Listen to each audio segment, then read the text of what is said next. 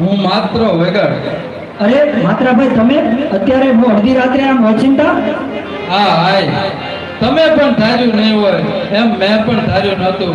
એટલે એમ કે આમ અચાનક તમને તેડાવ્યા છે. બહુ સારું માત્રાભાઈ.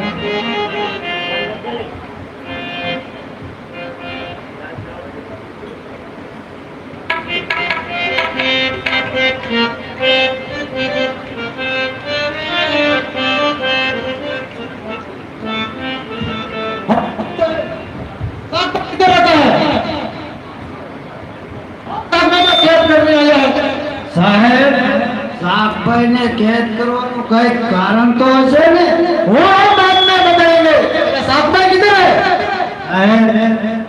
દીકરી તો પૈણા પછી એના સાસરીએ જ હોય ને. અને જો તમારે શાકભાઈ ને મળવું હોય તો બાવા વાળાના દરબારમાં જાઓ. હા, ચલો. આવો વાત ના થઈ.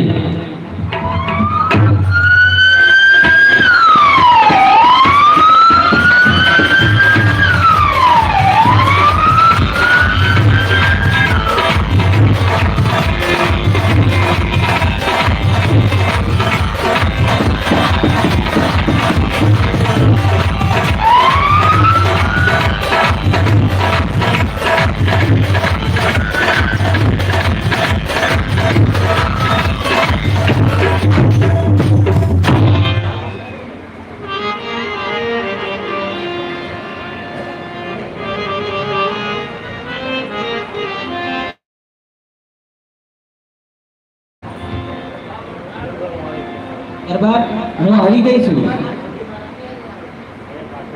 અરે કાઠિયાની તમે? હા, મને આમંત્રણ મળ્યા પછી હું આવી છું. શું કહ્યું? સંદેશો આ તદ્દન ખોટું છે. તો શું આ તમારા માણસો પણ ખોટા છે? હા, અડધી રાતે તમે અંધારામાં પરાયા પુરુષ સાથે હાલી નીકળી છો એનો મેં વિચાર પણ નતો કર્યો. એટલે આજે હું પરાયો થઈ ગયો છું. બાપુ, બંધાણા પછી સારું અને નરસું જોવાનો અમારો પણ હક છે. પરંતુ બાળકોમાં બાળીને સાથે રાખવું એ બાળકીનો ધર્મ લાગે.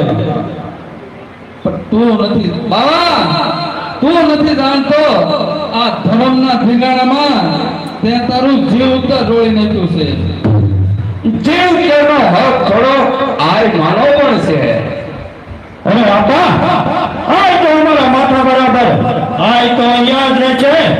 નહીં તો અમે અમારા હથિયાર લખી દઈશું. નહીં નહીં, મારા કારણે તમારે લોકોને તમારા હથિયાર મૂકવાની કોઈ જરૂર નથી. હું જ મારો જીવ આપી દઈશ. જય શિવસ્તર.